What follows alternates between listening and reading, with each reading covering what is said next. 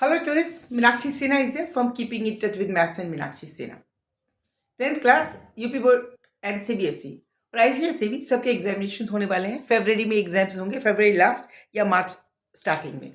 जहाँ तक मुझे पता है फरवरी में शुरू हो जाएंगे। बहुत कम दिन बचे हैं। इस समय जो मैं क्वेश्चंस लेके आ रही हूँ कोई टिपिकल टाइप के क्वेश्चन नहीं लेके आ रही।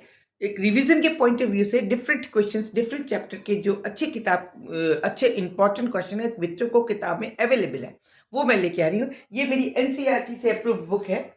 ये देखिए, ये बुक एनसीईआरटी से अप्रूव्ड है। इसकी exercise number 3.5 question number fourth का फिफ्थ पोर्शन है, पेज नंबर 63। ये बुक पुरानी बुक है, हो सकता है पेज चेंज हो, लेकिन एक्सरसाइज 3.5 है और रिलेटेड विद द इक्वेशंस है। वेरिएबल, टू वेरिएबल वाली इक्वेशंस है। उसकी एक क्वेश्चन है। इस क्वेश्चन में चाहे वो यूपी बोर्ड का हो, चाहे वो आईसीएसई का हो या सीबीएसई हो, what ever the subject is, whatever the board is, whether it is of UP board or ICSE or CBSE, the question is here of equation with two variables you have to solve, and you can solve only if the equations is made as per the question. Question में क्या पूछा जा रहा है, what is asked by the question. If it is well known to you, then you can only prepare the perfect equation and then only you will get the perfect answer. So first of all you have to know how the equations to be prepare. पहले, सबसे पहले हमें ये देखना है कि question में equations कैसे बनाई जाए, because if equation is correct then only you can get the correct answer, otherwise everything will be in vain, बेकार चला जाएगा, कोई फायदा नहीं है। इसलिए मैं आपको Hindi as well as English in both medium I am going to teach this, because the students of English medium और Hindi medium they both can enjoy the maths. Question को समझिए और इक्वेशन को बनाइए, स्टेप बाय स्टेप समझिए, ये बहुत जरूरी। It is very much necessary, it is must to prepare the equation very carefully. देखिए, the area of the rectangle get reduced by 9 unit if its length is reduced by 5 unit and width is increased by 3 unit। यानी एक rectangle है, उसका area 9 square unit से reduce हो जाता है, कम हो जाता है। कब हो जाता है, कब? जबकि उसकी लेंथ इज रिड्यूस हो जाती है और ब्रेथ उसकी बढ़ जाती है। लंबाई को कम करते हैं और चौड़ाई को बढ़ाते हैं। तो यानी suppose, let us suppose that this is the initial stage of the rectangle. ये हमारा एक रेक्टेंगल है, ये इसकी लेंथ है और ये इसकी ब्रेथ है।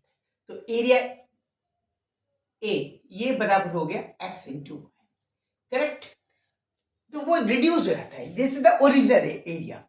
ये it get reduce under condition when its length is reduce by 5 unit. It means length को, जो नया रेक्टेंगल बनाया आपने, उसकी लेंथ को 5 रिड्यूस कर दिया 5 से, यानी उसकी न्यू लेंथ होगी, उसको काट लेंथ की उसकी कमाई, लेंथ कम कर दी, x minus 5, it is reduced by 5 and width is increased by 3 unit। इसमें ये जो width थी ये y plus 3 हो गई।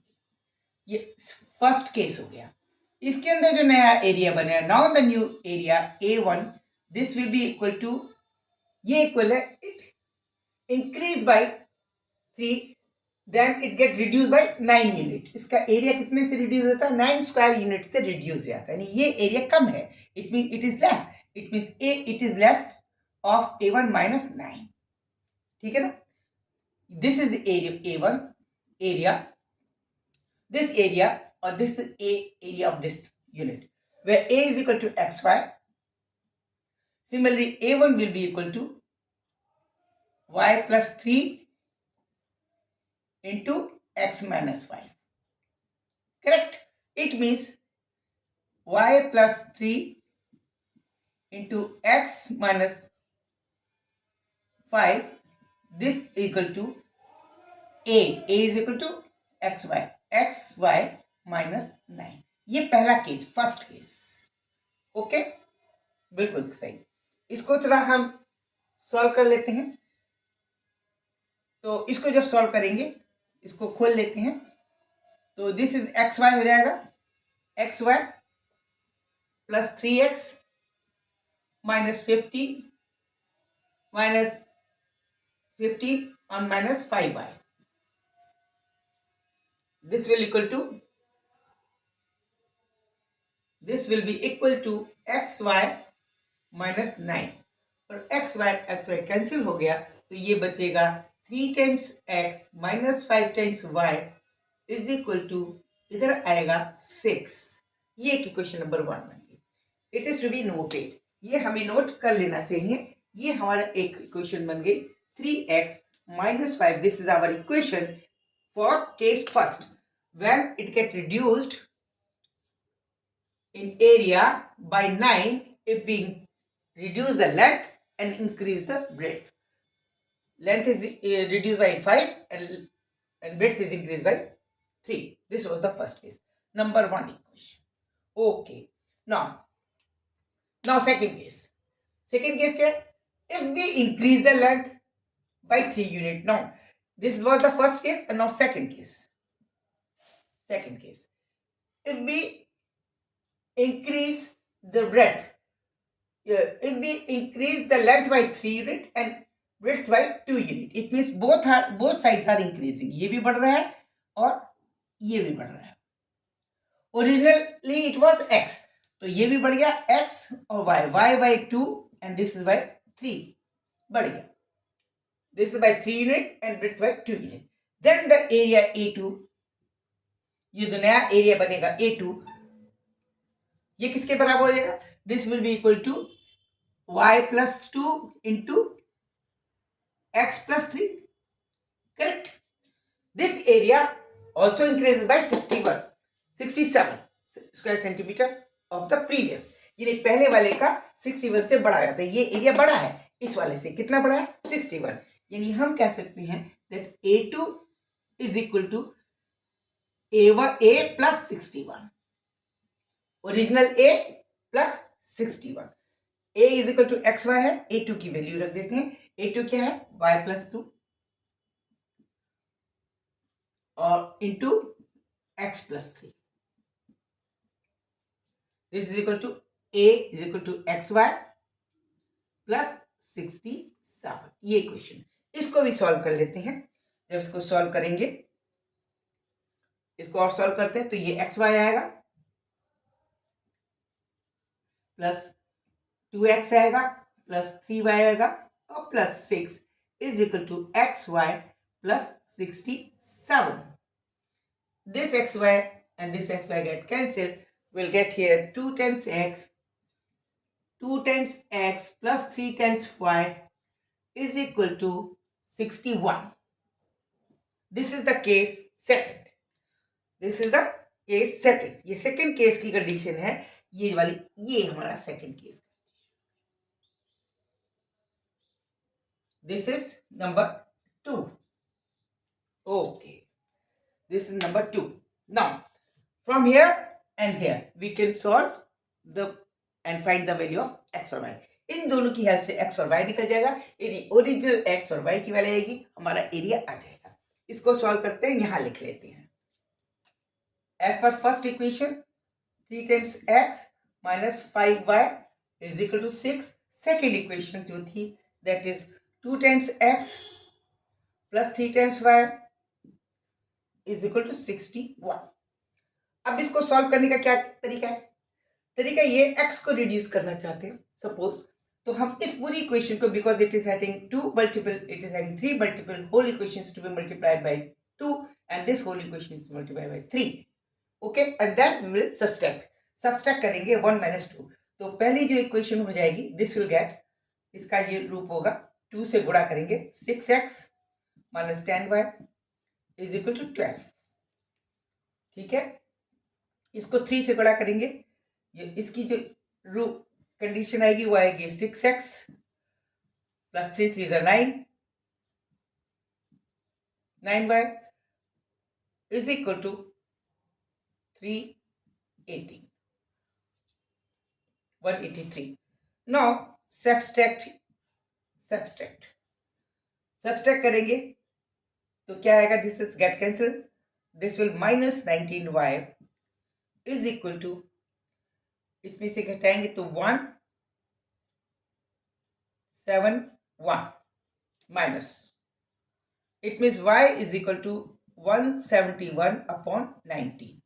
That is 9 nines are 171, 9. Y is equal to 9. This is the value of y. Y get obtained. हमें y मिल गया. Now our aim is to find x. कोई भी क्वेश्चन लेने, चाहे 1 ले ले चाहे 2 ले, आंसर एक ही आना है. Putting this value in equation number 1. Okay. Putting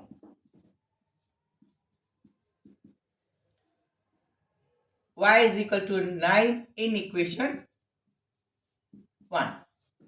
What we get? 3 times x minus 5y is equal to 6. This was the original equation to get multiplied afterward. बाद में हुआ. अब y को 9 रख लीजिए. y को 9 रख लीजिए. 3 times x minus 45y is equal to 6. It means 3 times x is equal to 51. It means x is equal to 17 7 3s are 51. 17 3s are 51. 17. X is equal to 17. It means our length was, this was equal to 17, x was 17 and y was 9. This was the answer. अब आप इसको whether you have to find whether I am doing correct or not, whether it is correct or not, ये हमें check करना है. This is the final answer. तो answer आपका क्या आया कि x is equal to 17, y is equal to 9. अब आप चेक कीजिए क्या ये वास्तव में ऐसा होता है जो क्वेश्चन में दे रखा है. देखते हैं. अगर हो जाता है it means you are correct. इसमें इक्वेशन में y को 9 से गुणा करके एरिया, ओरिजिनल एरिया कितना हो जाएगा. चेकिंग करिए जी. Checking. A original area xy है, that is 17 9s are.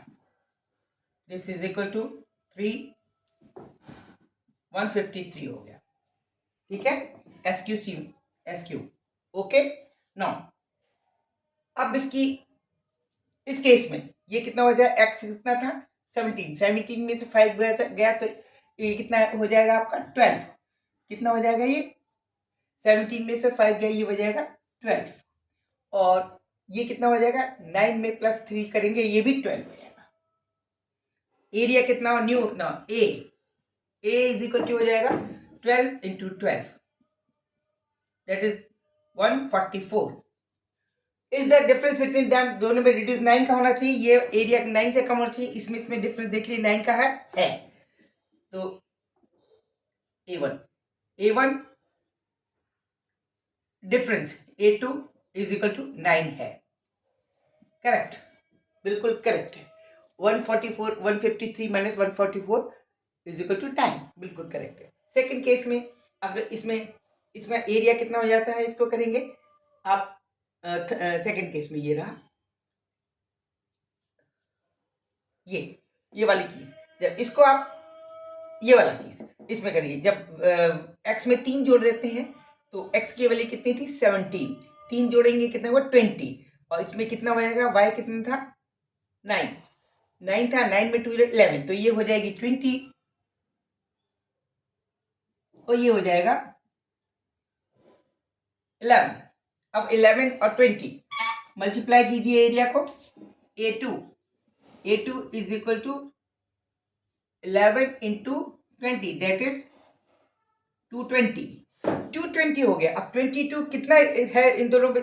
153 was the original area. 153 was the original area. Difference देखिए कि बढ़ गया ना पहला एरिया से. अब नया जो एरिया बना वो पहले वाले एरिया से बढ़ा हुआ है. A2 is greater than A1. By which amount देखिए. A2 माइनस A1 कितना है, that is 220 minus 153, that is 7 and 6. 10 आ जाएगा 6 67. Yes. Okay. Very much okay. बिल्कुल सही है. It means our answer is 100% correct. No question rise for the wrongness. इसलिए आपको समझा, आपने इक्वेशन सही बनाई. अगर आप प्लस माइनस की जगह माइनस की जगह प्लस की जगह माइनस कर देंगे, ये कभी भी ये लॉजिक चेकिंग लॉजिक कभी परफेक्टली मैच नहीं करेगा। इसलिए चेकिंग लॉजिक अगर आपका मैच कर जाता है as per the question, it means you are 100% perfect in your question. Okay, इसी तरह से आप क्वेश्चन परफेक्टली बनाते रहिए, डटे रहिए। ऐसा क्वेश्चन जरूर आता है, जरूर आता है और जरूर आता है। इसको ना छोड़े, एंजॉय कीजिए मैथ्स को, टेंशन भी मत लें, आराम से पढ़िए। Good luck for your examinations. Good bye, see you. Subscribe करना, लाइक करना और शेयर करना प्लीज ना भूलें। ओके, मैं और भी क्वेश्चन लेके आऊंगी। अब मैं किताब से ही क्वेश्चन कराऊंगी। जो एनसीईआरटी के बुक्स में पढ़ते हैं तो बच्चों का आसान होता है, वो अलग से क्वेश्चन नहीं करते। हालांकि मैंने दूसरी किताबों से क्वेश्चन करवाए, वो मेरा पर्पज ये था कि आपको हर तरह की प्रॉब्लम सॉल्व करना आए, ये मेरा मेन पर्पज था। और अब तो एग्जाम के लास्ट मोमेंट पर आपको अपनी ही बुक होती है, कोई दूसरी बुक नहीं होती। लेकिन कोशिश ये कीजिए हर तरह का क्वेश्चन कर ले तो ज़्यादा अच्छा है। मेरे बहुत सारे 629 वीडियोज़ हैं, जिसमें कंपटीशन भी है, लॉगरिथम भी है, जो आपके मतलब का नहीं है। कॉम्पिटिटिव क्वेश्चन वो आपके मतलब नहीं, 10th के मतलब का नहीं है, मतलब कहने का है। तो आप 10th के मतलब को छोड़ दीजिए, बाकी प्ले स्टोर में जा करके अब लॉगरिथम देखिए, अर्थमेटिकल प्रोग्रेशंस देखिए, क्या कहते हैं, ज्योमेट्री देखिए, ट्रिग्नोमेट्री देखिए और कंस्ट्रक्शंस देखिए, अलजेब्रा देखिए, रेशियो एनालिसिस देखिए, सब आप देखिए, बहुत अच्छे अच्छे मिलेंगे आपको। Okay, thank you, good luck. Share करना, सब्सक्राइब करना, फिर से रिमाइंडर दे रही हूँ, ना भूलें, ना भूलें, प्लीज़ ना भूलें, ज़रूर कीजिएगा।